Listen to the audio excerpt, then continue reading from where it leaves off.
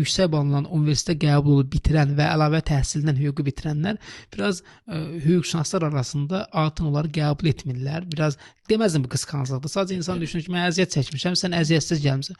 Yəni faktiki olaraq bu gün dediyim kimi, sabah hər hansı bir universitet hüququ əyanı verə bilər. Burada məhdudiyyət yoxdur, təbii ki, təlimatlara uyğun olaraq. Amma faktiki olaraq biz bu gün universitetlər görürük ki, bunu yəqin ki, xərcləri nəzərə alır, müəyyən qədər xərc çox çəkmək istəmirlər. Çünki hüquqşünaslıq ixtisasında dərslər məsələsi var, digər məsələlər. Yəqin ki, bunlar nəzərə alınır. Yəni bu əslində universitetin öz qərarıdır. Yəni bu şəkildə qərar verib. Bakalavr diplomu ilə əlavə təhsildə alınan diplom eyni dərəcədədir.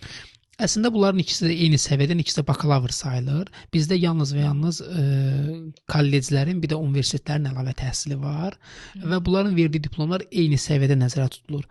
Yəni məsələn, siz testlə qəbul olmusunuz, mən tutaq ki, başqa bir ixtisasdayım, gəlib sizin olan ixtisası bitirirəm. Bizə verilən diplomların dərəcəsi eynidir və biz hər iki diplomdan magistraturada, məsələn, magistratura qəbul olursa, biz əsas diplomumuz yox, yəni əsas deməyək, bunun əslində ikisi əsas sayılır. Test balı ilə qəbul olub bitirdiyimiz universitetin diplomu ilə yox, əlavə təhsilin diplomu ilə mən ixtisasımı davam etdirə bilərəm. Burada heç bir məhdudiyyət yoxdur. Bərabərdir, səviyyələri eynidir.